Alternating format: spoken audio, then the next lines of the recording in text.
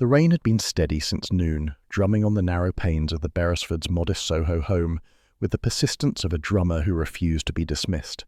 It had cast the day into a half-light, the sort of grey that made lamps necessary even in the middle of the afternoon. Inside, the sitting room was warm and intimate, the fire throwing occasional sparks in protest against the damp that clung to the air. The smell of toast lingered, mingling with the sharp tang of Tuppence's marmalade. She was perched neatly on the edge of the armchair, one ankle crossed over the other, the picture of composed domesticity, except for the gleam of impatience in her eyes. Tommy, on the sofa opposite, had the day's newspaper spread across his knees in what he fondly imagined to be a fortress against her conversational sallies. "I'm convinced, Tommy," she declared, spooning sugar into her tea with deliberate emphasis, "that a steady drizzle like this breeds crime. People sit indoors too long, grow restless, and begin to plot wickedness. I expect we shall hear of some ghastly affair before the week is out." Tommy lowered the paper just enough to reveal his brow raised in skepticism. "My dear girl, drizzle does not breed crime, it breeds rheumatism, and I have no desire to encounter either." "That," said Tuppence crisply, "is because you lack imagination. A pity for a man who once called himself an adventurer." Tommy grunted, but before he could retort, the rattle of the letterbox disturbed the quiet. The sound was followed by the soft plop of an envelope onto the worn rug of the hallway. Tuppence was on her feet at once, the gleam in her eye sharpening into something positively feline. "Post," she announced, as though the very word might conjure adventure. Tommy watched her retrieve it with mild disinterest. The post, more often than not, brought bills or dull circulars. Yet when Tuppence returned, envelope in hand, even he sat up a little straighter. It was a curious object, that envelope. The paper bore the yellowed tint of age, as though it had been forgotten in a drawer for years. The edges were frayed, browned, and the inked address had bled faintly with moisture. Still, their names were clear enough, Mr. and Mrs. Beresford. Tuppence turned it over with reverence. No sender's name.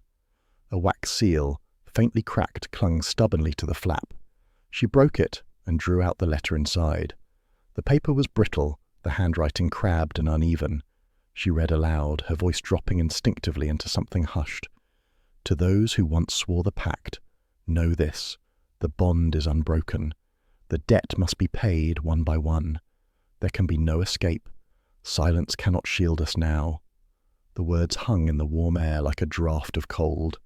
Tuppence looked up slowly, her expression a mixture of triumph and alarm. "Well?" she demanded.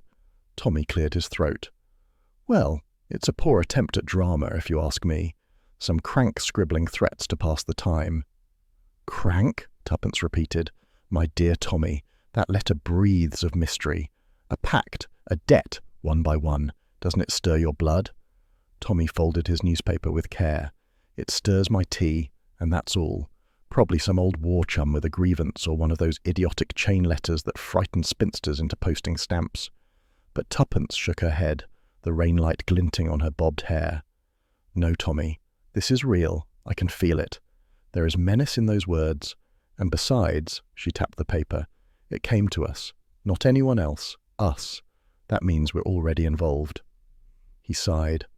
"You're determined, aren't you?" "Absolutely. One doesn't receive letters foretelling doom and then continue buttering toast." Before Tommy could argue further, the rustle of the discarded newspaper caught his eye.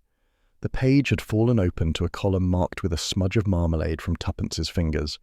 He frowned, reached for it, and read: "Sudden death of retired officer, Colonel Gerald Fortescue, DSO, was found dead at his residence in Kensington late last night. Authorities report heart failure. He was 62. Colonel Fortescue served with distinction in the Great War and was known for his club life and charitable endeavours."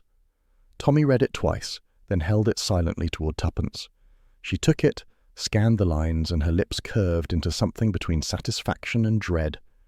"Fortescue," she whispered. "That name. Look at the signature here, Tommy." He leaned over. At the foot of the letter, smudged but decipherable, were 4 names. One of them, Gerald Fortescue. Tuppence let the newspaper slip from her fingers. The room seemed to close in, the rain outside no longer friendly background music, but a steady reminder of time passing, fate moving. "Well," she said softly, Our colonel has paid the first debt." Tommy looked at her, uneasy despite himself.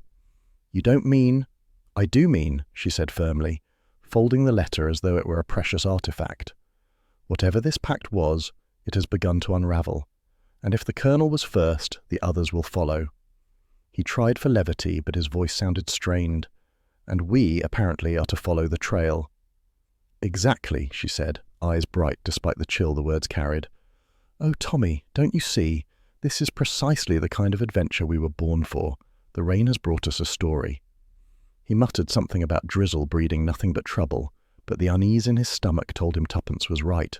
Trouble, indeed, but trouble that now knocked squarely at their door. The fire crackled, the rain beat on, and in the little sitting room of their Soho flat, the Beresfords sat side by side, an ordinary husband and wife staring down the first shadows of an extraordinary mystery. Morning broke reluctantly over Soho, the rain having given way to a heavy mist that clung stubbornly to the pavements. The streets looked scrubbed but sullen, as though London itself had overheard the ominous letter and decided to keep its secrets close. Tuppence was already at the breakfast table, chin propped in her hands, eyes bright with the gleam of determination. Tommy shuffled in, tie askew, his expression halfway between resignation and irritation. "You've decided something," he muttered, reaching for the teapot. "I have," Tuppence replied, as though pronouncing a royal decree. "We're going to Colonel Fortescue's funeral." Tommy paused, toast in mid-air. "Funerals are not generally considered entertainment, my sweet." "Entertainment? Nonsense. They are gathering places, perfectly respectable opportunities to observe people who would rather not be observed. The Colonel's death is tied to this pact, I'm certain of it, and where better to meet the other signatories than when they're forced into the same room under solemn circumstances." Tommy sighed. "One of these days your curiosity will land us in very deep water." "It already has," she said, tapping the folded letter still lying on the sideboard. "Now pass me the marmalade. We must dress suitably sombre." The church in Kensington was all grey stone and darker shadows, the kind that seemed designed to amplify sorrow. A thin drizzle returned as mourners gathered at the steps, black umbrellas opening like ravens' wings. The Beresfords slipped among the crowd, Tuppence's sharp eyes scanning each face as though reading a dossier. Inside, the air was heavy with the smell of damp wool and lilies. The colonel's coffin, draped with a Union Jack, lay before the altar. A small group of individuals stood close to it, their expressions a mixture of gravity and calculation. "There," Tuppence whispered, her gloved hand brushing Tommy's sleeve. "Do you see them? Those must be the others." Tommy followed her gaze. A tall, severe man with an aquiline nose stood ramrod straight, his lips pressed into a permanent frown. His robes identified him before Tuppence murmured it. Justice Cartwright, a judge, stern, cold, the very picture of the law. Beside him, in stark contrast, was a woman swathed in black velvet, a hat with a feather at such an angle it seemed to defy decorum. She dabbed dramatically at her eyes with a lace handkerchief, though her gaze kept flicking sideways to note who was watching. "That's the actress, surely," Tuppence said softly. "Madame Rosalind Vale. I saw her once on the stage. Brilliant, but prone to melodrama." The third figure was less flamboyant, a stout, balding man whose hands never ceased fidgeting with his hat. He licked his lips nervously, eyes darting from coffin to door as though expecting to be summoned elsewhere at any moment. "Mr. Alfred Pemberton," whispered Tuppence. "A businessman. Rumour has it he made a fortune in shipping, though whether by luck or trickery, no one can say." Tommy grunted. They all looked like they'd be delighted if someone else had died instead. The service droned on, solemn words echoing through the nave. Tuppence, however, paid more attention to the living than the dead. She noticed the judge's hand as it adjusted his gloves. A heavy gold signet ring gleamed, engraved with a curious emblem, a pair of scales entwined with what appeared to be a serpent. It was unusual enough to fix itself in her mind. After the service, mourners spilled into the churchyard, umbrellas battling the drizzle. Tuppence tugged Tommy forward with the enthusiasm of a terrier on a scent. "Mrs. Beresford," Rosalind Vale announced grandly when introduced, extending a hand weighed down with rings. "And Mr. Beresford, of course. How delightful to see new faces in such dismal circumstances. I cannot tell you how dreadfully shocking this has been." Her voice quavered, though the gleam in her eye suggested curiosity rather than grief. "You knew Colonel Fortescue well?" Tommy asked. "Well enough," she replied, a faint smile curling her lips. "We were bound by old friendships. The Colonel was a man of honour, though inclined to stubbornness. Still, one cannot expect men of his age to last forever, can one?" Tuppence tilted her head. "And yet his death was so sudden." Rosalind dabbed at her eyes again. "Sudden, yes, but the world is cruel to hearts, both figuratively and literally." She glanced toward the judge. "Cartwright, of course, will tell you there is nothing more to it. He always was one for final judgments." As though summoned, Justice Cartwright approached, his expression forbidding. "Mrs. Vale, restrain your tongue. This is neither the place nor the time." "On the contrary," Rosalind retorted, "truth is always timely." The judge's eyes flicked toward the Beresfords, assessing, weighing. "You are friends of the Colonel?" "Acquaintances," Tommy said smoothly. "We received a rather curious letter." Cartwright's face froze for an instant, the lines deepening. Then he inclined his head. "Letters can be forged. Idle nonsense. I suggest you forget it." He moved away, robes flapping like a raven's wings. Tuppence's brows rose. He looked positively startled. "Startled or guilty," Tommy muttered. Pemberton shuffled up next, his hat twisting in his damp hands. "Terrible business, eh? Fortescue gone just like that. But the doctors said his heart wasn't what it used to be. Perfectly natural, you know. Perfectly." He said it too quickly, eyes darting about as though daring anyone to disagree. "Yet," said Tuppence sweetly, "one might say the Colonel still had plenty of life in him, judging by his energy at the club last month." Pemberton blanched, stammered something about overexertion, and retreated hastily. Tommy exhaled. "Well, they're a cheerful trio." "Cheerful?" Tuppence's eyes glowed. "They're practically dripping with secrets. Did you see the judge's ring? Odd motif. It might be significant." They lingered as the mourners dispersed, the rain turning heavier. A gravedigger's spade bit into wet earth, dull thuds marking the Colonel's final rest. Yet to the Beresfords the story was only beginning. As they turned to leave, Tuppence cast one last glance over her shoulder. The judge stood motionless under the yew tree, his head bowed, his hand, ring gleaming, clenched tight. Rosalind Vale adjusted her veil with theatrical precision, whispering something to Pemberton that made him flinch. "Yes," Tuppence murmured to herself, "there's more buried here than just the Colonel." Tommy opened his umbrella, sighing. "I suppose you mean to dig it all up." "Of course," she said, her smile quick and mischievous. "One must never leave a pact unexamined." Together they walked back into the drizzle, carrying with them the shadows of the past, and the certainty that death had not finished its work. The lamps were already lit when Tommy and Tuppence returned home, their little flat in Soho glowing like a haven against the damp night. Fritz, their man of many talents in the kitchen, had prepared a stew that filled the air with the comforting scent of onions and bay leaf, yet the Beresfords hardly tasted it.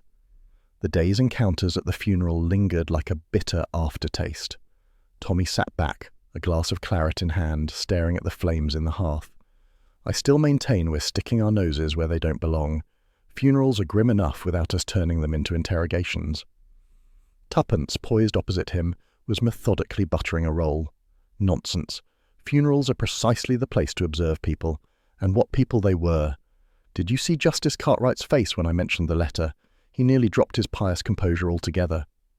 "He wasn't the only one," Tommy admitted. "Pemberton looked as though he might melt into a puddle of nerves, and Rosalind Vale, well, I'd say she was performing even there. I've seen less dramatics on the stage." Tuppence leaned forward, lowering her voice. "They were all connected. I'm certain of it. That letter wasn't idle fancy. It spoke of a pact, something binding, and from their reactions I'd wager it was made long ago, perhaps in the shadow of the war." Tommy sipped his wine thoughtfully. 1919, perhaps. Everyone restless. Secrets aplenty. A scandal hushed up, maybe? They were young enough then, old enough now to regret it. "And dangerous enough," Tuppence said with relish, "to silence anyone who pries too closely." They were still discussing possibilities when the bell rang, sharp and insistent. Fritz, having cleared the dishes, looked up from the kitchen. "I'll see to it," Tuppence declared, springing up before Tommy could stop her. She opened the door to find Rosalind Vale herself standing in the hall, dripping with the evening's mist. She swept inside with all the poise of a prima donna taking the stage. "Forgive the intrusion," she said breathlessly, removing her gloves finger by finger, "but I felt compelled. It is too dangerous for me to be seen with you in public, and yet I cannot remain silent." Tommy raised a brow. "Well, this is a turn." Tuppence gestured her into the sitting room. "Sit down, Miss Vale. You'll have a glass of wine." Rosalind declined with a dramatic wave of her hand and perched on the edge of the sofa. Her dark eyes darted toward the curtained windows as though fearing invisible watchers. "We swore silence," she began in a low, urgent voice, "long ago. We were young, foolish perhaps, but the pact was binding. We promised never to speak of it." "What was it?" Tuppence pressed eagerly. Rosalind's hands twisted in her lap. "I cannot tell you. Only this, you must understand. It was terrible, and we believed it best buried. To speak now would ruin lives, shatter reputations." Tommy frowned. "And yet, people are dying. Fortescue already. Perhaps more will follow." Her lips trembled. "Yes, and that is why I came. Someone has broken faith. The pact was meant to protect us all. Now it has become our doom." "Who broke it?" Tuppence asked sharply. Rosalind shook her head, eyes glistening with unshed tears. "I dare not say. If I speak, I may be next. Already I feel watched. Do not press me further." She rose suddenly, smoothing her skirt with trembling hands. "I should not have come. Forget this. Forget me." And before they could stop her, she swept out of the flat, leaving behind only the faint scent of violets and fear. The Beresfords sat in silence for a moment after she had gone, the fire crackling companionably, though the room seemed colder. "Well," said Tommy at last, "that was about as informative as a closed book." "Not entirely," Tuppence countered. "She confirmed the existence of the pact. And more, she confessed it concerned something terrible. That means scandal, Tommy. Scandal big enough to bind them all to secrecy for decades." He rubbed his chin. "The trouble is, scandals have a way of being forgotten. Without specifics, we can't tell if it was money, murder, or mischief." Tuppence's eyes glowed. "Murder, I should think. What else makes people so desperate to conceal the past?" Before Tommy could reply, the sound of breaking glass split the night. Both leapt to their feet. A brick had crashed through the sitting-room window, scattering shards across the carpet. The chill of damp air rushed in, carrying with it a folded scrap of paper tied roughly to the brick with string. Tommy stooped, retrieved it, and unfolded the crude scrawl. "Stop asking questions, or else." He whistled softly. "Well, that's subtle." Tuppence snatched the note, her lips tightening. "This proves we're on the right trail. Someone is frightened enough to threaten us." "Or foolish enough," Tommy muttered, examining the window frame. "We might be dealing with a thug for hire, not the brains behind it all." "Brains or brawn, it's all the same. They mean to frighten us away. Which means," Tuppence said with satisfaction, "we shall do the exact opposite." Later, as Fritz swept away glass and muttered dire German imprecations under his breath, the Beresfords huddled close by the fire once more. The note lay between them, weighted down by a candlestick. Tommy leaned back, arms folded. "Let's review. A pact in 1919 sworn by Fortescue, Cartwright, Rosalind Vale and Pemberton, possibly others.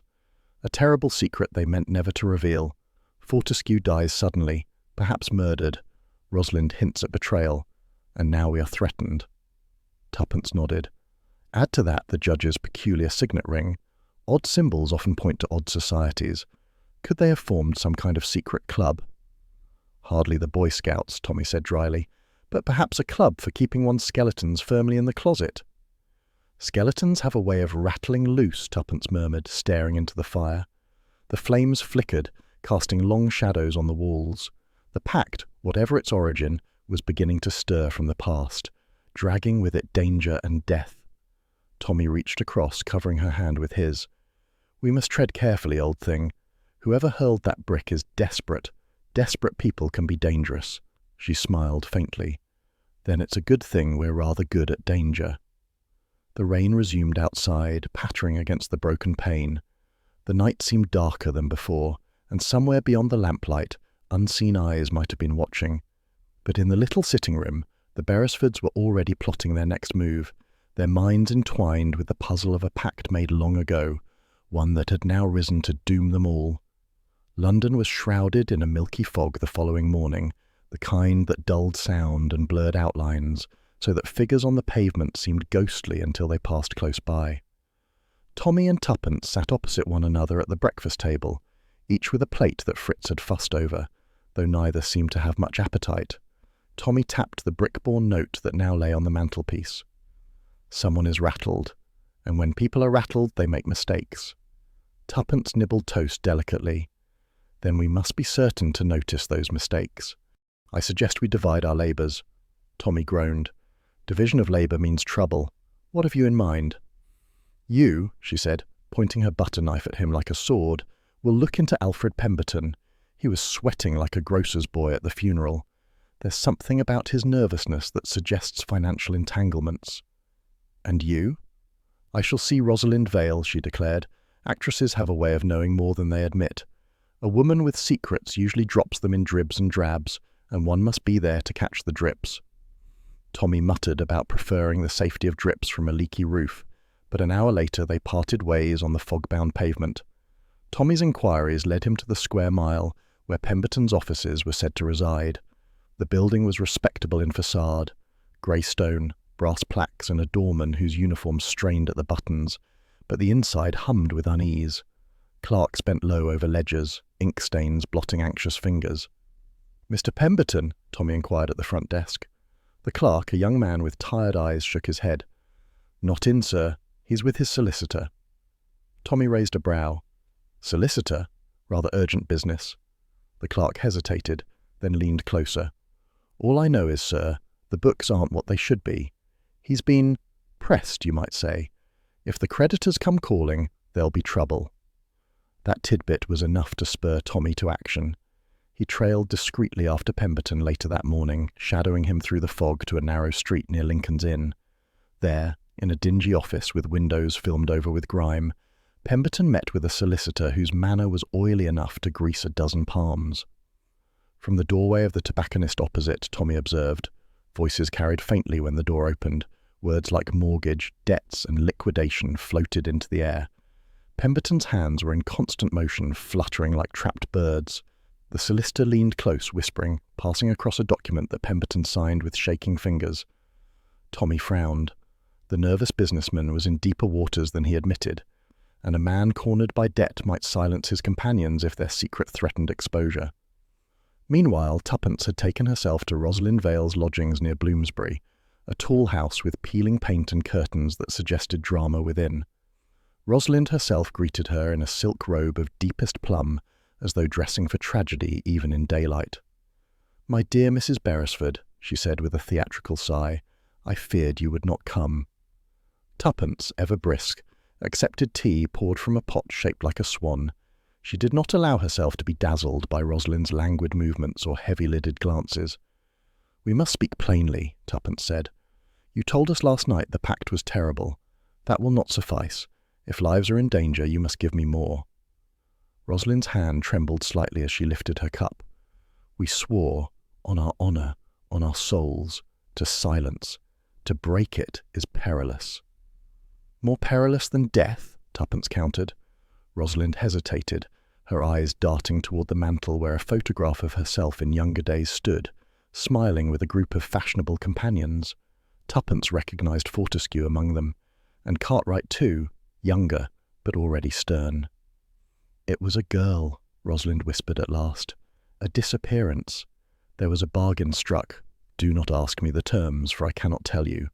But know this, one among us betrayed the rest. That is why we are hunted now." Tuppence leaned forward. "Who was the girl?"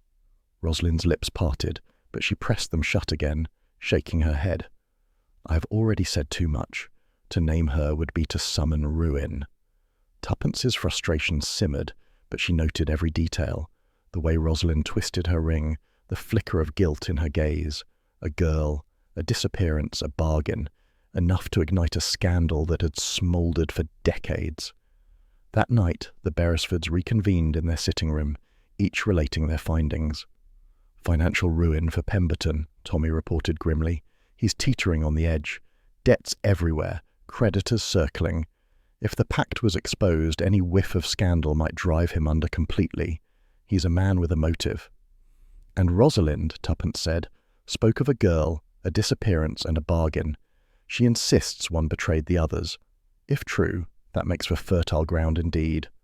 Tommy drummed his fingers on the arm of his chair. "So, we have a nervous businessman desperate to save his skin, an actress haunted by secrets, and a judge who glares like the wrath of God, not to mention someone hurling bricks through our window." "And someone who will kill again," Tuppence added softly. Her words proved prophetic. The next morning dawned pale and thin, the fog lifting to reveal a London rubbed raw by damp. Tommy was reading the paper at the breakfast table when he gave a low exclamation. "Good Lord, Tuppence, listen to this." She looked up from buttering toast. "Prominent businessman Alfred Pemberton found dead at his residence. Apparent suicide by firearm. Authorities report the deceased was discovered in his study, revolver at hand. Financial troubles suspected." Tuppence's knife clattered onto the plate. "Suicide? Convenient, isn't it?" "Too convenient," Tommy muttered. "I'll wager my hat there's something wrong with that scene." They hurried to Pemberton's house in Chelsea, a handsome but slightly shabby townhouse with curtains drawn against the morning light. Policemen stood at the door, allowing the Beresfords entry only after Tommy flashed an old ministry identification card he had kept from their war work. The study was a dark panelled room lined with books that no one had read in years. Papers littered the desk, and behind it slumped Pemberton, his head at an unnatural angle, the revolver clutched loosely in his right hand. Inspector Marriott was already there, notebook in hand, looking harassed. "Beresfords, thought I'd find you sniffing about sooner or later." "Apparent suicide?" Tommy asked. "Seems so. Money troubles. Left no note, but the evidence is plain enough." Tuppence's sharp eyes roved the room. "Plain? I think not. Look here, Tommy, the revolver's in his right hand, but the ink stain on his left fingers suggests he was left-handed. Odd, don't you think?" Tommy bent closer. "And the powder marks are faint. If he fired that weapon, there ought to be more residue on his hand. Someone wanted this to look like suicide, but they bungled it." Marriott scowled. "You're imagining things." "We're observing things," Tuppence corrected firmly. "There's a difference." They left the study with the image seared in their minds, a man who may have been weak, foolish, even desperate, but whose death carried the stink of orchestration. That evening, the Beresfords sat again before their fire, silent for a long while. "One dead of supposed heart failure," Tommy said at last. "One dead of supposed suicide. That makes 2 of the Pact gone in swift succession." "And 2 remain," Tuppence added, "Cartwright and Rosalind, unless there are others yet unnamed." Tommy rubbed his temples. If it's murder, then the killer is moving methodically. One by one, the Pact is being erased. Tuppence stared into the flames, her voice low. "And we are next, if we pry too close." That note warned us. Yet even as the weight of it settled on them, her eyes gleamed with determination. "But pry we shall, because whoever hides in the shadows must be brought into the light. For Pemberton's sake, for Fortescue's, and for the vanished girl, whoever she was." The fire crackled, the shadows deepened, and the Beresfords knew the game had turned deadly. The Pact was no longer a relic of the past. It was a fuse burning swiftly toward the present. The invitation arrived in the Morning Post, its envelope thick, its seal official. Tuppence slit it open eagerly, her eyes scanning the heavy script. "Justice Cartwright requests the pleasure of our company," she read aloud. Her voice carried a note of triumph. "At his country estate, tonight." Tommy, buttering toast with a soldier's precision, raised a brow. "Pleasure is hardly the word. Why would a High Court judge open his doors to a pair of meddling amateurs?" "Because," Tuppence replied, tapping the letter, "he is frightened. He knows the Pact is unravelling. He wants to talk, and more importantly, he wants us to listen." Tommy sighed. "I was hoping for a quiet evening by the fire. Instead, we're off into the storm." And storm it was. By the time their hired motorcar left the outskirts of London, The skies had darkened to an ominous pewter. Rain lashed the windscreen in sheets, while wind rattled hedgerows into frantic dances. Tuppence, wrapped in her trench coat, leaned forward eagerly as the driver turned into a long, tree-lined avenue.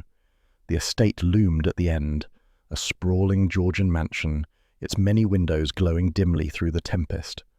Gargoyles hunched on the eaves, rainwater sluicing down their stony faces like tears.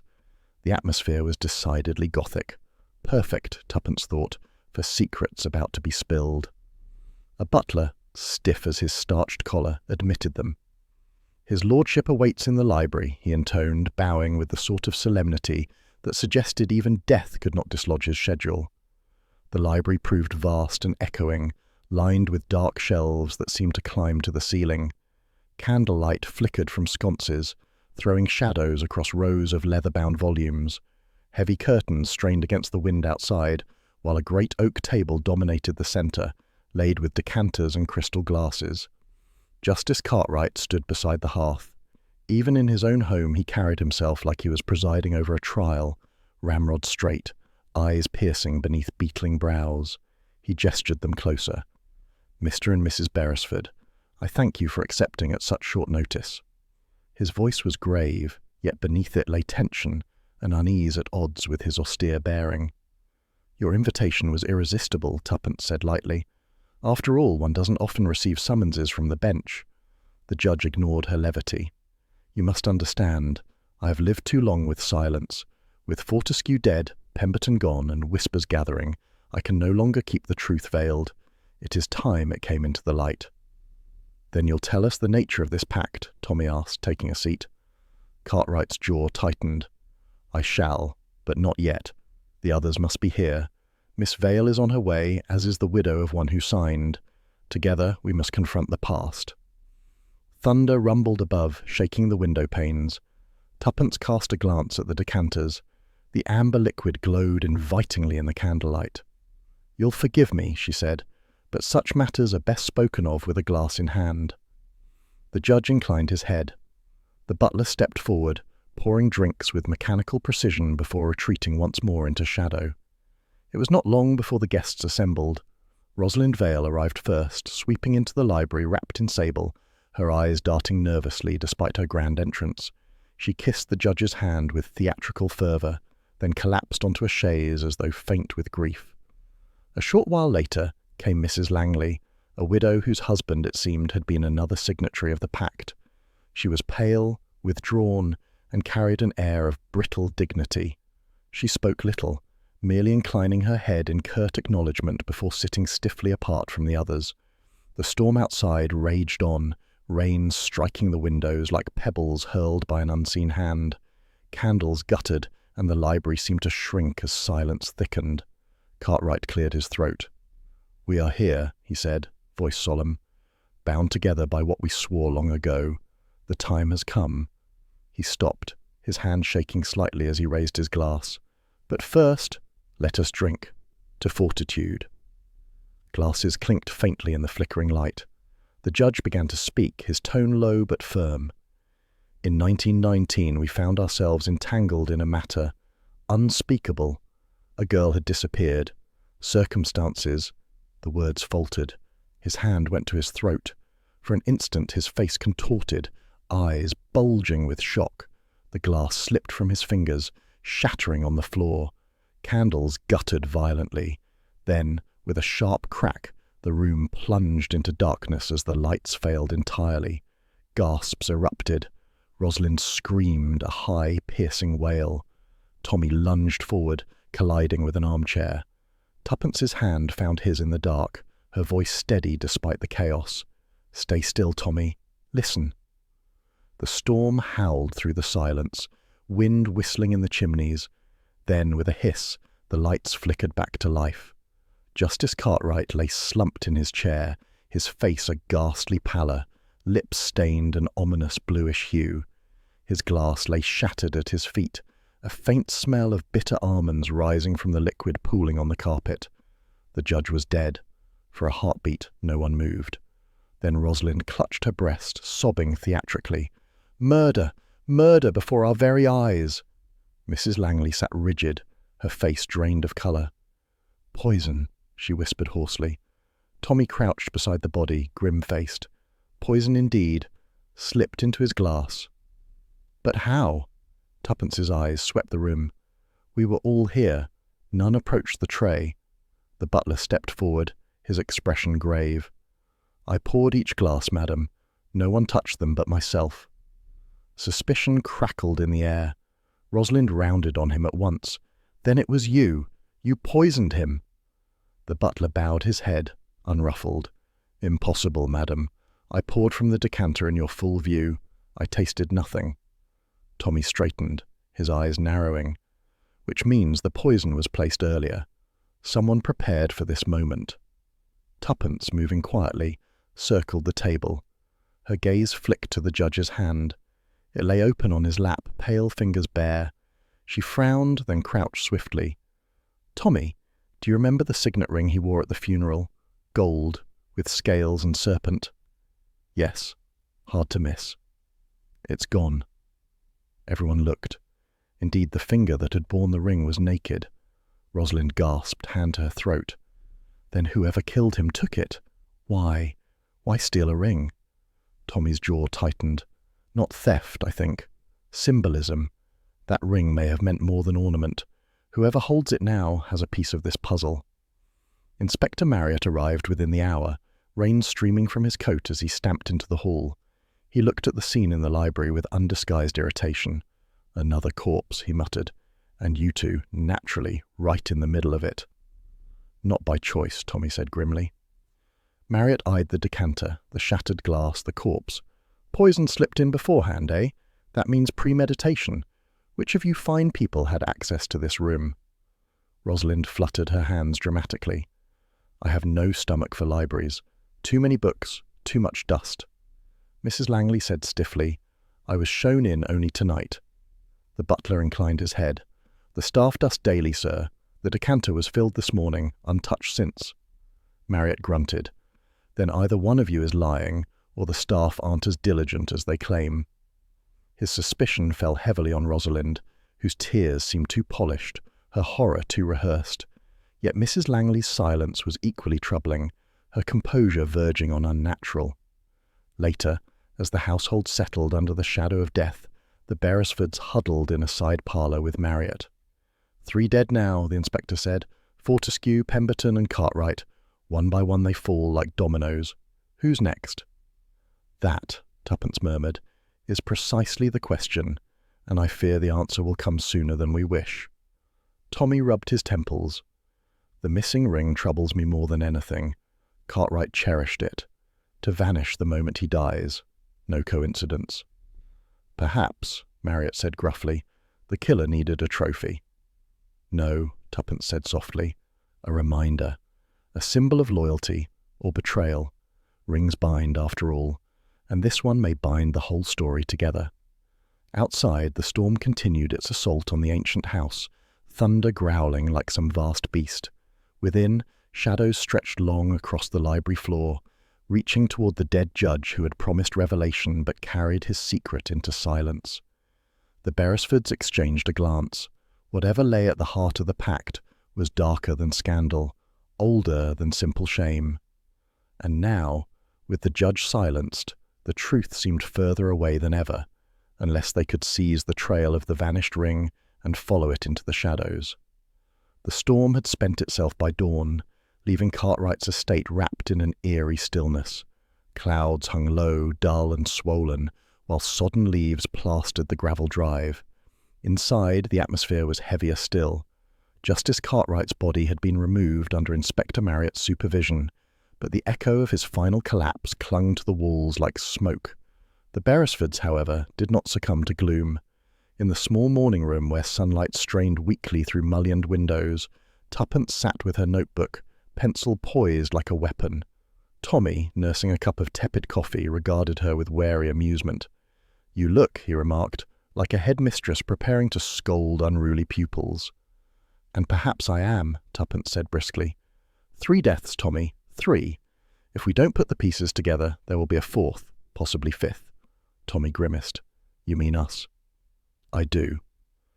At that moment, Rosalind Vale swept into the room, her eyes red from weeping, though her rouge remained expertly applied. Behind her shuffled Mrs. Langley, pale and brittle, and the butler, whose expression remained as impassive as carved oak. "Sit, all of you," Tuppence commanded, as though hosting her own tribunal. "We must speak plainly." Rosalind sank into a chair with theatrical grace. "Plain speaking has never done anyone any good, my dear, least of all me." "On the contrary," Tuppence said, "plain speaking is precisely what will save us." She leaned forward. "Tell me about the Pact. What bound you together?" Silence stretched. Rosalind's fingers toyed with her pearls. Mrs. Langley's lips pressed tight. The butler's gaze remained fixed on the far wall. Finally, Rosalind sighed as though compelled by some inner burden. "Very well. The truth, or part of it. We were young, so young. The war had ended, and we believed ourselves invincible. We gathered often at Cartwright's summer lodge. There were 5 of us: Gerald Fortescue, Alfred Pemberton, myself, Edward Langley, and Cartwright. We thought ourselves terribly grand." Her voice faltered. "And?" Tuppence prompted. Rosalind closed her eyes briefly. "There was a maid. Her name was Elsie Carter. A sweet girl, barely 18. One night, after too much wine, there was an accident. She fell down the stone steps of the garden. It was no one's fault, but she was dead." Mrs. Langley shuddered audibly. "Cartwright said it would ruin us," Rosalind went on. "A scandal, a tragedy whispered across drawing rooms, printed in every rag. So we swore silence. We buried her secretly in the wood near the lodge. We told ourselves it was for her family's sake as much as ours, but it was cowardice."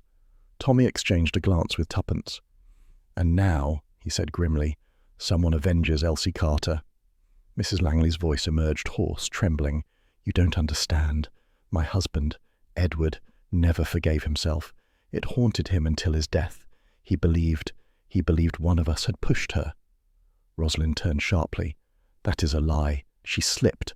I swear it." The butler's deep voice cut across them, calm but edged. "Or perhaps you, madam, had reason to see her gone." All eyes turned to him.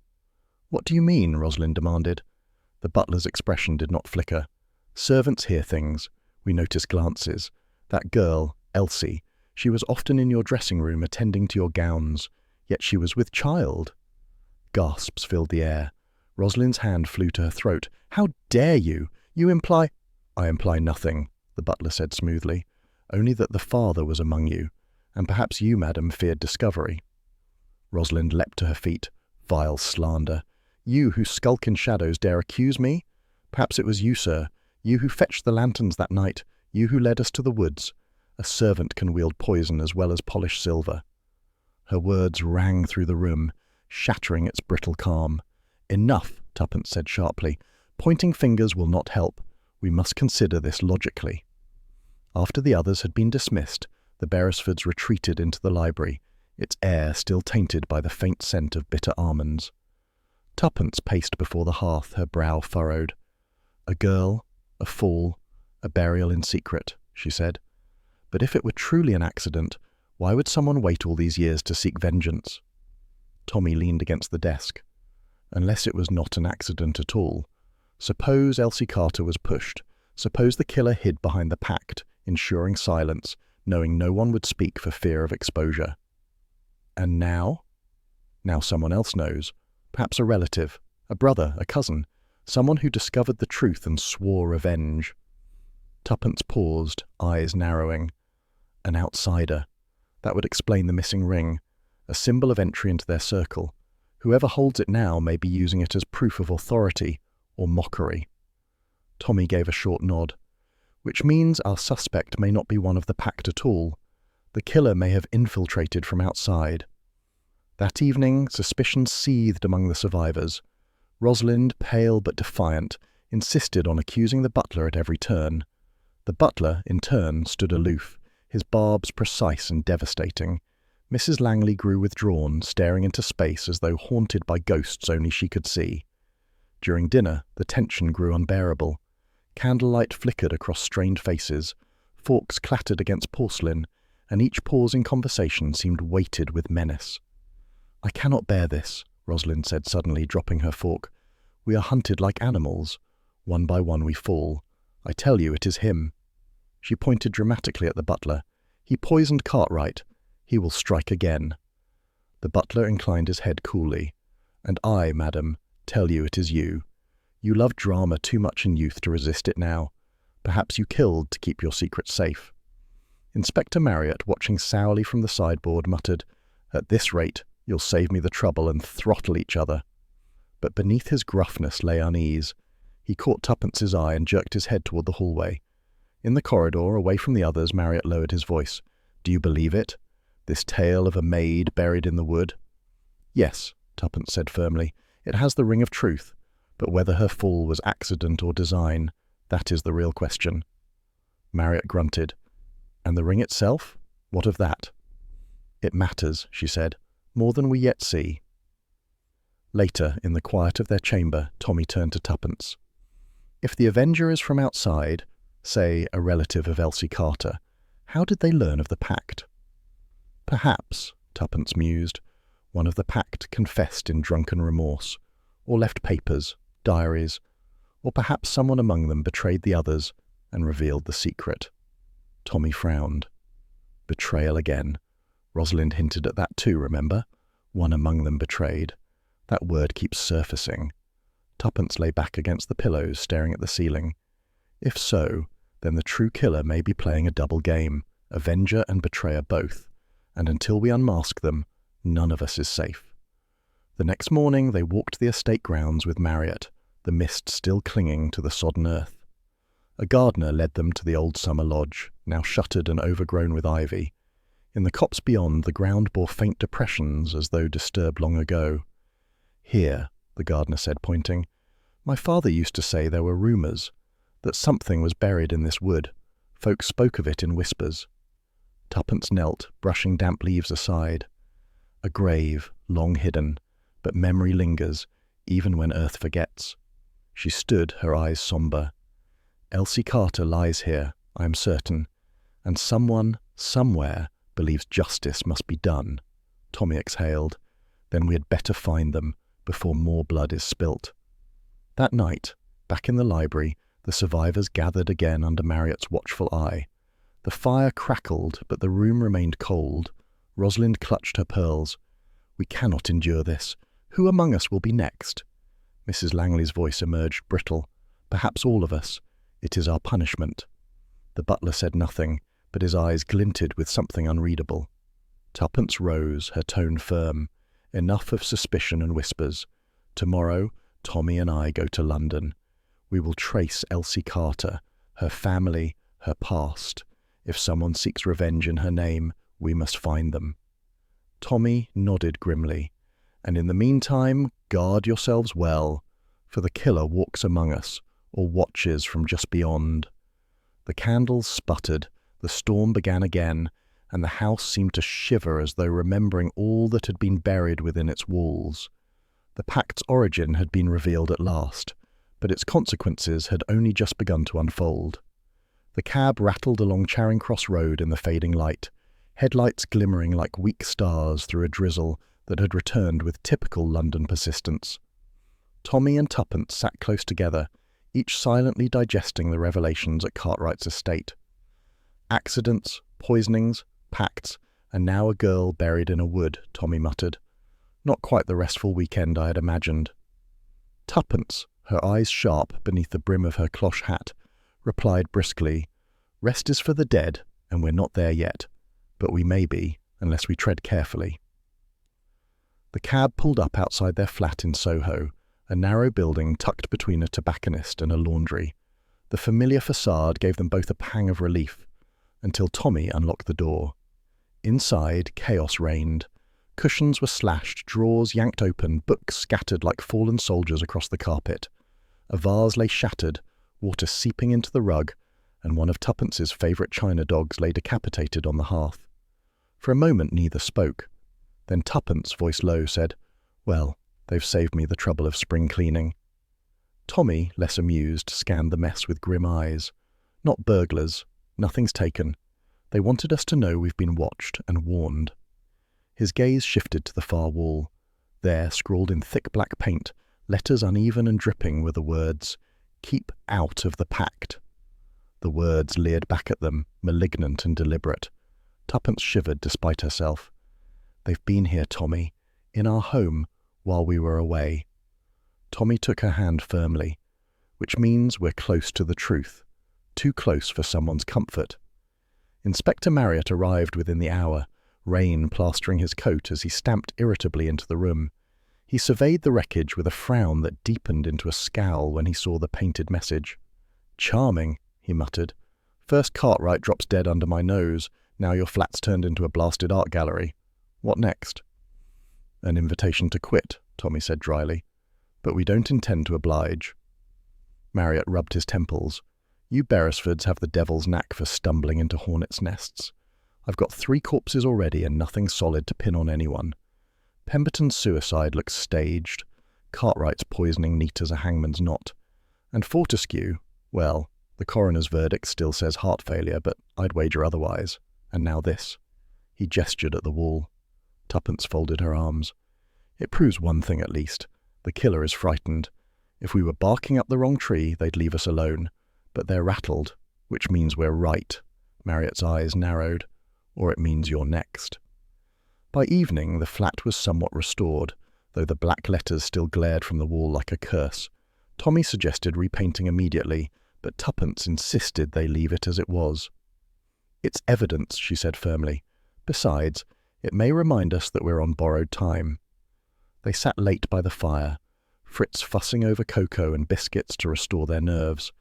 Outside, London throbbed with its usual symphony, motor horns, tram bells, the muffled shouts of costermongers hawking late wares.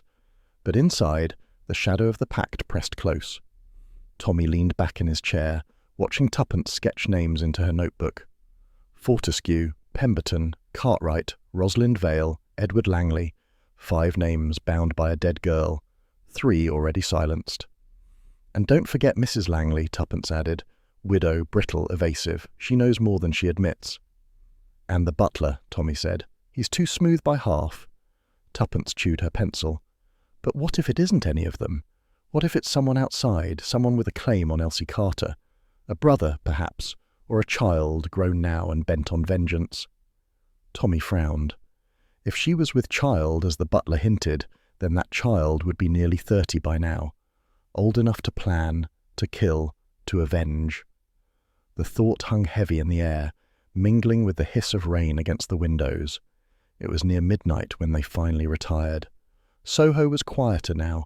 The bustle faded into a few distant voices and the occasional rattle of a cab. Tuppence, brushing her hair before the mirror, caught Tommy's reflection behind her. His jaw was set, eyes dark. "You're worried," she said softly. "I don't like threats daubed on our walls. It's too close. If they can walk into this flat, they can do more." She smiled faintly, though unease shadowed her eyes. "We've been in tight corners before, Tommy. We always find a way out." But the words had barely left her lips when fate proved them hollow. The next day dawned clearer, a pale sun struggling through the mist. Tuppence declared she needed fresh air and insisted on walking to the shops in Berwick Street. Tommy accompanied her as far as the corner, but an errand called him back, leaving her to stroll alone among the stalls laden with fruit, flowers, and bolts of cloth. The street bustled with life, housewives bargaining, barrow boys calling their wares, the air rich with oranges, fish, and coal smoke. Tuppence enjoyed the ordinary clamour. It made the darkness of the Pact seem momentarily distant. She paused at a haberdasher's window, admiring a bolt of silk, when a sudden pressure against her shoulder jolted her forward. A figure brushed past roughly, propelling her off the curb, straight into the path of an approaching motor car. There was a screech of brakes, a cry of alarm. Tuppence staggered back at the last instant, heart hammering, as the car swerved with a furious honk, missing her by inches.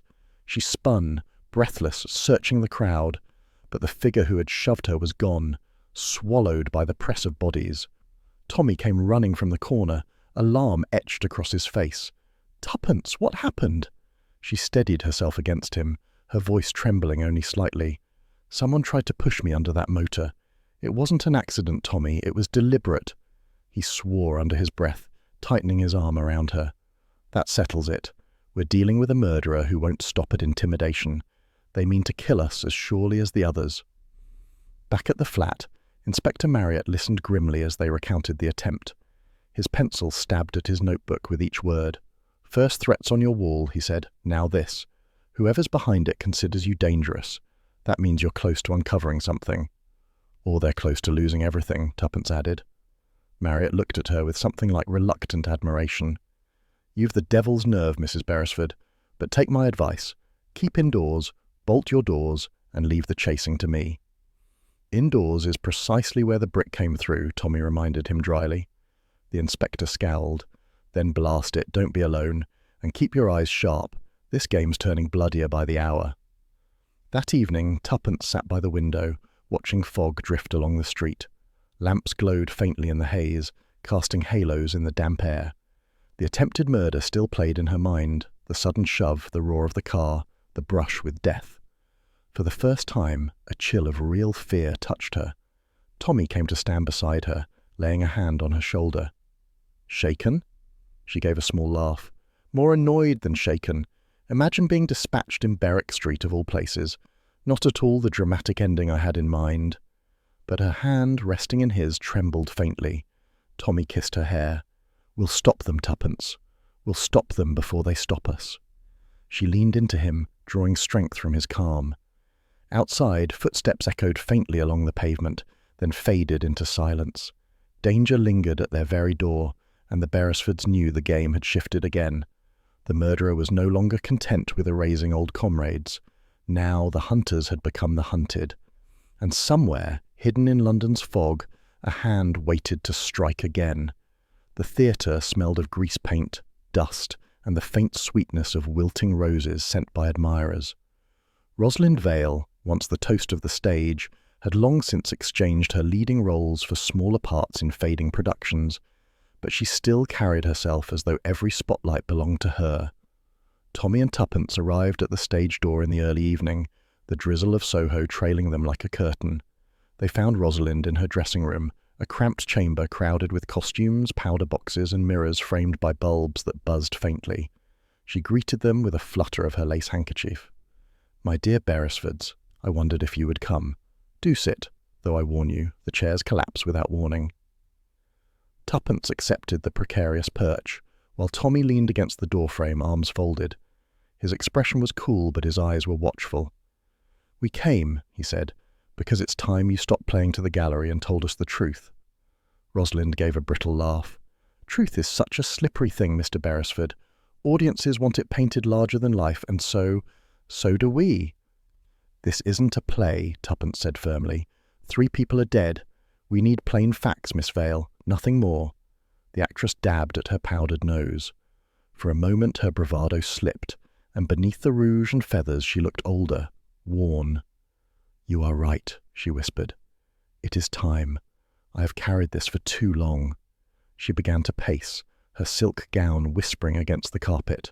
"You think I was only part of the Pact as an equal, but that is not quite true. You see, before the war ended, I was not yet a star. I was a companion of sorts, in service at Cartwright's household. It was there that I first knew Elsie Carter."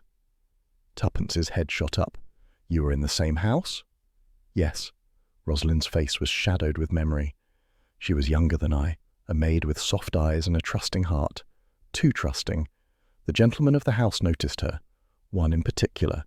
She became with child." The room was utterly still. "Who was the father?" Tommy asked bluntly. Rosalind's hands clenched. "I cannot say. Perhaps Fortescue with his soldier's charm. Perhaps Edward Langley, who fancied himself irresistible. Or even Pemberton, who thought money could buy whatever he pleased. But it was Cartwright who forced us to silence. He commanded it, said it must be concealed for the good of all, and we obeyed." She sank into her chair, her shoulders trembling. Elsie confronted him. I heard the quarrel. She begged for recognition, for protection. He told her she was nothing, that her death would be less scandal than her life. That very night she fell.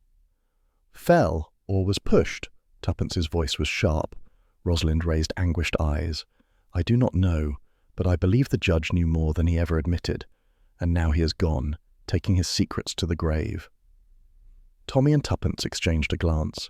This revelation shifted everything. Rosalind had been closer to Elsie than any of them had guessed. She was no mere co-conspirator. She was witness. "Why hide this until now?" Tommy asked. Rosalind gave a bitter smile. "Because silence was safer. And because I was afraid, always afraid. But when Fortescue died, then Pemberton, then Cartwright, I knew the past was rising like a ghost, and perhaps it has come to claim us all." There was a knock at the door. A stagehand entered, bearing a ribboned box. "For you, Miss Vale? Delivered just now?" Rosalind brightened faintly. Flowers, no doubt. One still has admirers. She untied the ribbon, lifting the lid, but instead of roses, the box contained a neat array of chocolates, each nestled in silver foil. "A sweet tooth may be my downfall yet," she said lightly, plucking one and popping it into her mouth. She waved away Tuppence's protest. "Oh, don't fuss. They are probably from some adoring matinee boy." The interview continued, Rosalind speaking more freely now, her guard lowered. "I tell you, Mrs. Beresford, I saw Elsie weeping that night, her hands on her belly. She said the baby must not suffer for her folly. I promised I would help her, but I was young and cowardly. When she died, part of me died with her." Her hand trembled as she reached for another chocolate. "Enough," Tommy said sharply, intercepting the box. "We've had quite enough confessions for one evening." But Rosalind only laughed weakly. "What does it matter now? We are doomed, all of us." And then, without warning, she gasped. Her hand flew to her throat. Her eyes widened in horror. "Tommy!" Tuppence cried, leaping forward. Rosalind convulsed, the lace handkerchief fluttering to the floor. Foam tinged her lips, and her body shuddered violently before she slumped back against the chair, lifeless. The dressing room fell into a dreadful silence, broken only by the hum of the electric bulbs. The half-eaten chocolate dropped from her hand, staining her gown like a dark wound. Inspector Marriott arrived within the half-hour, his face set in lines of fury. "Poisoned chocolates," he growled, glaring at the silver box. "Neat as you like. A child could see it." "Then a child could have delivered them," Tuppence said grimly. "The stage door is busy, people coming and going. No one questions a box for an actress." Marriott jabbed a finger at the corpse. "That makes 4. Fortescue, Pemberton, Cartwright, and now Vale. At this rate, I'll have no suspects left to question, just bodies piling up." Tommy's jaw tightened. "That may be the idea. Someone wants the entire pact silenced before the truth comes out." Marriott muttered a curse. "And you two still in the middle of it." Tuppence knelt by the fallen handkerchief, her fingers brushing the lace. Her expression was grave. She was about to tell us more, perhaps even name the father. That's why she had to be silenced now. Tommy nodded. "The killer grows bold, sending poison to her very dressing room, risking discovery. They fear exposure, desperately." That night, back at their flat, the Beresfords sat in heavy silence. The painted words on the wall, "Keep out of the pact," seemed to sneer more loudly than ever. "Rosalind's death proves 2 things," Tommy said at last. 1.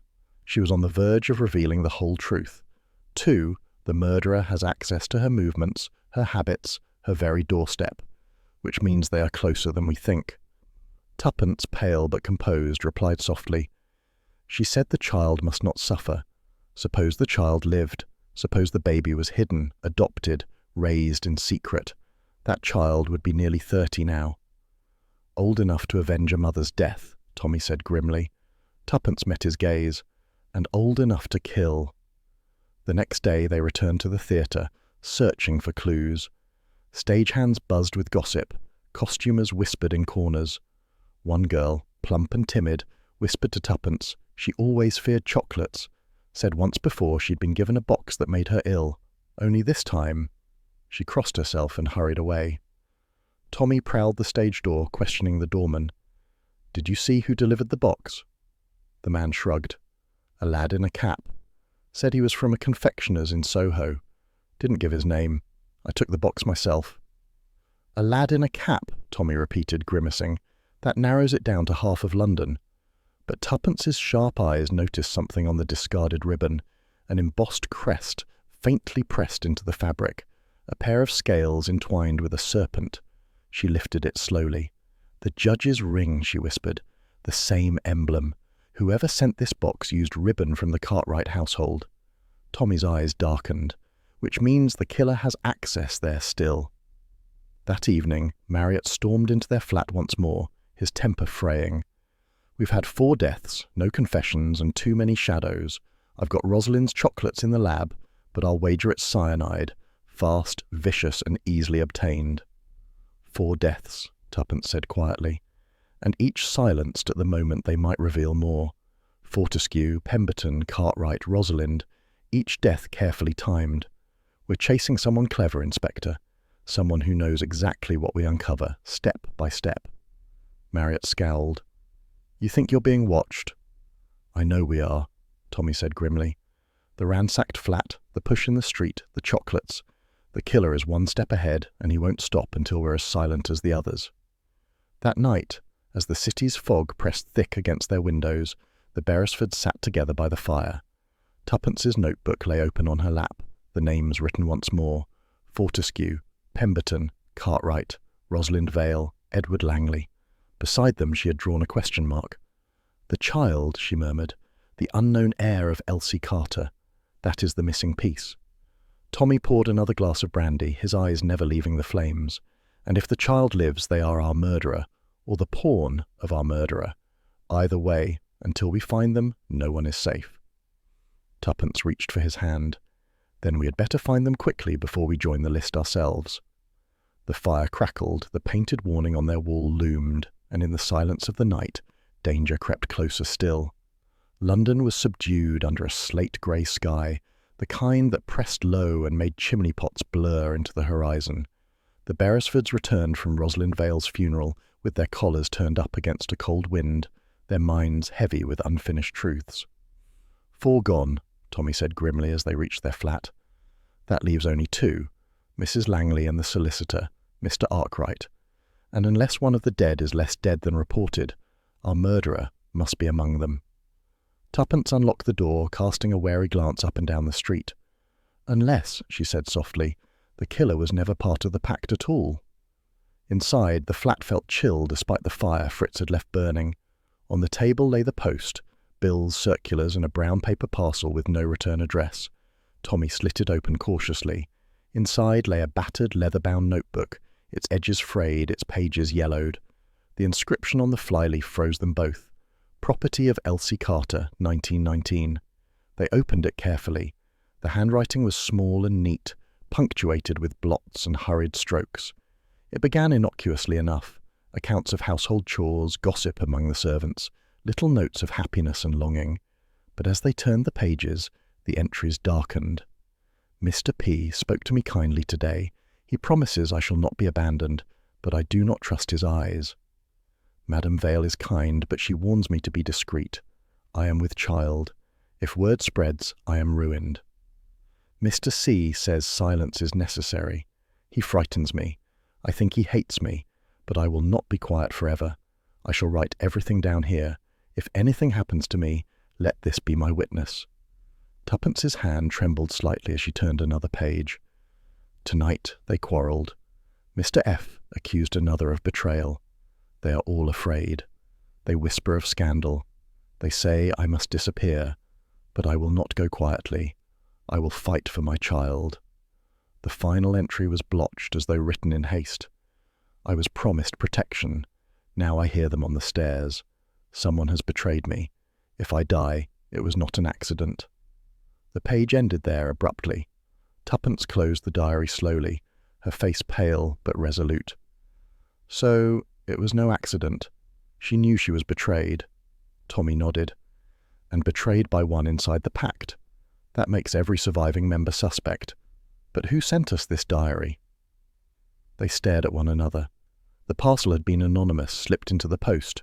Whoever delivered it wanted them to know, but not to be known. Tuppence leaned forward, her eyes sharp. Look at the initials F, P, C, Fortescue, Pemberton, Cartwright. And what of Langley? He is absent from these entries. Why? Was he her protector or her betrayer? Tommy frowned. Or perhaps Pemberton never died at all. Tuppence blinked. You think his suicide was staged? Tommy gestured toward the diary. She wrote that one of them promised her safety but betrayed her. If Pemberton faked his own death, it would explain a great deal. A false trail, a vanished man, free to strike unseen. He rose, pacing. Think of it. The gun in his hand, but no fingerprints. Too neat, too careless. What if the body we saw was staged? Tuppence shivered. And the true Pemberton still walks hiding in the fog. Inspector Marriott was summoned at once. He listened, frowning deeply as they laid out the diary and their deductions. Forgery, perhaps, he said gruffly, could be planted to mislead you. Or planted to force us to see the truth, Tuppence countered.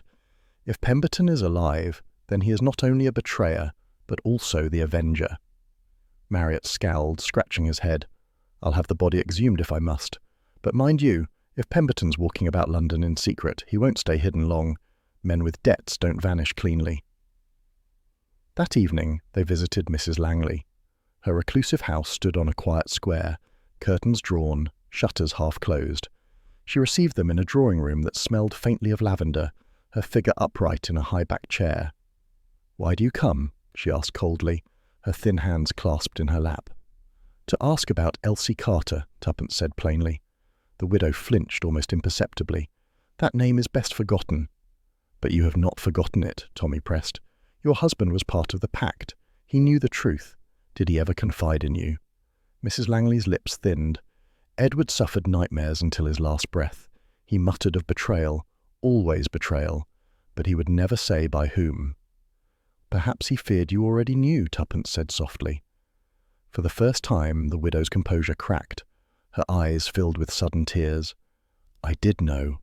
Not the details, but enough. That girl's death was no accident. Someone pushed her. Edward swore he would reveal the truth one day, but the Pact bound him, and fear silenced him. It killed him before the grave did." Tommy's gaze was sharp. "And who, Mrs. Langley, do you suspect?" Her tears glittered as she whispered, "Alfred Pemberton. Always Pemberton. He promised protection, then turned away, and I do not believe he lies in any grave." The next days brought unease at every turn. Letters arrived with no signatures, pages blank but for small marks. A serpent coiled around scales, the same emblem as Cartwright's ring. Footsteps echoed behind them on misted streets, only to vanish when they turned. In Soho, their flat felt less like a refuge than a trap. At night, Tuppence would glance at the painted warning still faintly visible on the wall, "Keep out of the Pact," and wonder whether death already crouched outside their door. Then came the revelation. Tommy had gone to the records office, searching through files of deaths registered that month. He returned with papers in hand, his face grim. "The certificate for Pemberton's death," he said, laying it on the table. "Signed hastily with no post-mortem, only the solicitor's word supported by Cartwright's, and both are gone now." Tuppence's breath caught. So the only men who vouched for Pemberton's death are themselves in the ground. "Convenient, isn't it?" Tommy muttered. "Too convenient." That evening, Tuppence pored once more over Elsie's diary. She read aloud a line that had nagged at her. "He promised to meet me by the garden wall to speak at last, but he did not come. Instead, I heard them in the house. I was betrayed." She looked up, eyes shining with sudden understanding. "Tommy, the diary says he promised. Singular. Pemberton. He was the one who made her believe she'd be safe, and when she wasn't, she knew it was betrayal." Tommy exhaled sharply. "Then it's him. Whether alive or risen from the dead, Pemberton is our betrayer." Their thoughts were interrupted by a sound outside, the faint scrape of a shoe on the pavement. Tommy moved swiftly to the window, pulling the curtain aside a fraction. Across the street, in the shadow of a lamp-post, a figure stood motionless, cloaked, hat pulled low, face hidden, watching. When Tommy flung open the door, the figure melted into the fog, footsteps fading rapidly into the labyrinth of alleys. They gave chase, but the mist swallowed the stranger whole. Back at the flat, breathless, Tuppence stared at Tommy. "He's alive. Whoever it was, he was watching us, listening, waiting." Tommy nodded grimly. "And now we know for certain, Pemberton never died. He faked his death to erase suspicion, then set about erasing the others, and now it's our turn." The clock on the mantel chimed midnight, each stroke a warning. The game had narrowed. The betrayer had stepped from shadow to sight, and the Beresfords knew with a cold certainty that the next move would be fatal if they faltered. The wind had turned wild again, rattling shutters and whistling down chimneys. As the Beresfords' hired car approached Cartwright's manor, the house loomed like a brooding sentinel against the storm. Its windows glowed faintly, squares of amber in the gloom, but the long drive was deserted save for the crunch of gravel beneath their tires. Inside, the atmosphere was more funereal than welcoming. The surviving members of the Pact had assembled at Tommy's invitation, Mrs. Langley, pale and stiff as bone china, and Mr. Arkwright, the solicitor, his neat moustache twitching with barely suppressed amusement. A few servants lingered in the shadows, their eyes darting from one uneasy guest to another.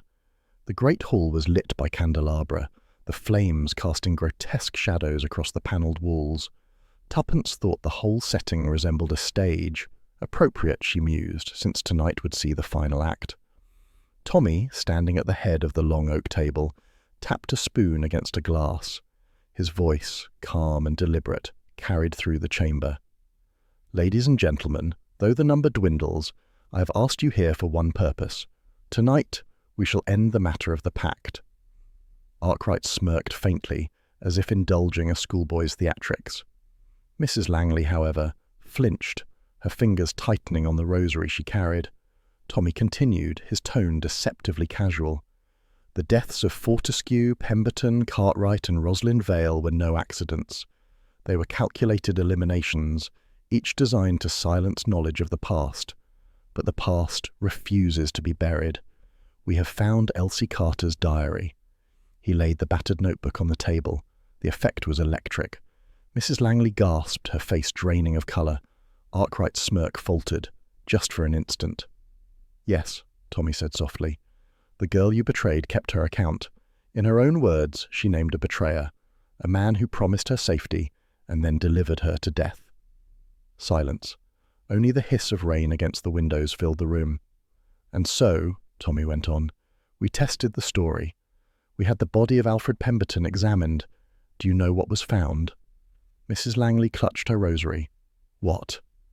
Tommy let the pause draw out, then said clearly, "Nothing, because the coffin was empty."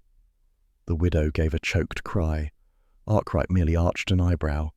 "An empty coffin," Tommy repeated. "Pemberton staged his suicide, vanished and struck in the shadows. He silenced Fortescue, he poisoned Cartwright, he sent Rosalind her fatal chocolates, and he threatened us." The air in the hall seemed to grow heavier. "But," Tuppence interjected, her voice cutting like a knife, "there was a flaw." Every eye turned to her. She rose slowly, holding up a small object that glinted in the candlelight, a gold cufflink. "This was found near Colonel Fortescue's body. At first we thought it a trinket lost in the struggle, but tonight, as we sat here, I saw Mr. Arkwright shift his cuff and noticed the twin of this was missing." All eyes swung to the solicitor. His face, usually so composed, hardened. His right sleeve indeed hung bare of its ornament. Mrs. Langley gasped. You told me it was Pemberton." Arkwright's lips curved in a cold smile. "And you believed me, dear lady. You always did." The tension broke like glass. Tommy stepped forward, voice sharp. "So it was you all along. Arkwright, not Pemberton. You revived the old Pact, turned fear into a weapon, and slaughtered your companions before the truth could out." Arkwright rose, his chair scraping back. "Very clever, Beresford, but not clever enough." Before anyone could move, he seized a candlestick and hurled it at the lamps. Glass shattered, plunging the hall into sudden darkness. A scream pierced the blackness. Mrs. Langley's. Then came the pounding of footsteps, the slam of a door, the rush of wind as Arkwright fled into the storm. "Tommy!" Tuppence's voice cut through the dark. "I'm here! Quickly, after him!" They snatched lanterns from the wall and dashed into the corridors. The manor was a labyrinth of shadows, staircases twisting, galleries yawning above them. Rain lashed through an open door where Arkwright had fled. They pursued into the night, the wind tearing at their clothes, the lantern's glow jerking wildly. Arkwright's figure darted across the courtyard, cloak whipping behind him. He disappeared into the west wing, a ruinous part of the house long unused. The chase rang with echoes, boots on stone, the slam of doors, the creak of old timbers. Tuppence's heart pounded, yet she pressed forward with fierce determination. This was the moment, the curtain's final drop. They cornered him at last in the abandoned library, its shelves mouldering, its windows rattling in the gale. Arkwright stood by the fireplace, chest heaving, eyes glittering in the lantern light. "So," Tommy said evenly, "the game is up." Arkwright laughed, bitter and wild. "Game? Do you think this was sport, you fools? You cannot comprehend what it was like. That girl, Elsie, she was nothing, a servant, and yet she threatened to bring us down, to expose me." "You were the father," Tuppence said quietly. "Yes," he spat. "Mine was the child she carried. I, the respected solicitor, the one with everything to lose. The others agreed to silence, but I alone had the most to fear. So when she fell," his mouth twisted, "yes, I pushed her. I made certain her cries were silenced forever. The Pact kept it buried. But in time the cowards began to waver. Fortescue muttered in his cups. Pemberton grew weak. Rosalind grew sentimental. Even Cartwright. I could not risk exposure, so one by one I removed them." "And tried to remove us," Tommy said coldly. Arkwright's smile was razor-thin. "Yes, you, meddling amateurs, sniffing where you shouldn't. You forced my hand, but it does not matter. I can vanish as easily as I did before." He made to dart past them, but Tommy lunged, grappling him. The struggle was fierce, Arkwright fighting with the desperation of a cornered beast. The lantern fell, its light skittering across the floor. Tuppence seized a poker and struck the doorframe, sparks flying. "Marriott!" she cried. At that instant the inspector burst in with 2 constables, pistols drawn. "Stand where you are, Arkwright." The solicitor froze, panting, his face contorted with fury. "It's over," Marriott barked. "You'll hang for this." Arkwright sagged suddenly, his bravado gone. "Hang," he whispered. "Perhaps, but at least Elsie Carter will never drag me down." Tuppence's voice, firm and steady, answered him. "You are wrong. She already has. Her words, her diary, her child, they outlived your lies, and they always will." For the first time, a flicker of fear crossed Arkwright's face. Then the constables closed in, snapping irons onto his wrists. The storm eased by dawn, the manor hushed save for the drip of rain from eaves. The Beresfords stood with Inspector Marriott in the hall, the remnants of candles guttering. "Well," Marriott said gruffly, "that's that. Arkwright's confession is enough to bury him, and good riddance." Tommy straightened his coat. He thought himself untouchable, bound by the silence of others. But silence is brittle. It breaks. Tuppence gazed at the shattered windows where pale light now seeped. Poor Elsie. She was betrayed, silenced, and buried. But her truth endured. That is justice of a kind. Marriott grunted. "Justice enough for me, though I'll admit you Beresfords did more than your share." Tommy gave Tuppence a wry smile. "We've a habit of that." Outside, the storm had passed, leaving the air fresh and sharp. The manor stood scarred but silent, its shadows finally dispersed. And as the Beresfords walked down the gravel drive hand in hand, they knew the pact that had doomed them all was at last broken, its betrayer unmasked, its ghost laid to rest. The manor lay hushed in the soft light of dawn. Rain still clung to the windows, dripping from the stone eaves like the last tears of the storm. The night had been a maelstrom of pursuit and confession, but now a fragile calm hung over the house. Constables moved quietly through the corridors, gathering evidence, their boots echoing faintly against the flagstones. In the withdrawing room, Arkwright sat in irons, his once proud shoulders sagging, his gaze fixed on the dying embers of the hearth. The fire's glow illuminated the haggard lines of his face, making him look decades older. He had spoken his guilt, spat it out in fury and despair, and now the weight of it pressed down upon him like stone. Inspector Marriott stood with arms crossed, watching silently. Tommy and Tuppence, weary yet resolute, flanked him. "Well," Marriott said at last, his tone roughened by fatigue, "that about seals it. Greed, lust, and a coward's pride. There's your motive, plain as day. He killed to keep the world from seeing the truth he buried with that girl." Arkwright lifted his head slowly, his eyes red-rimmed. Do you imagine you understand? You know nothing. She would have ruined me.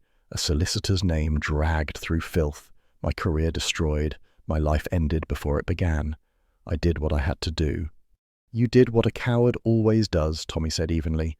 You sacrificed the innocent to protect yourself, and in doing so, you destroyed not only her, but every life bound by that wretched pact.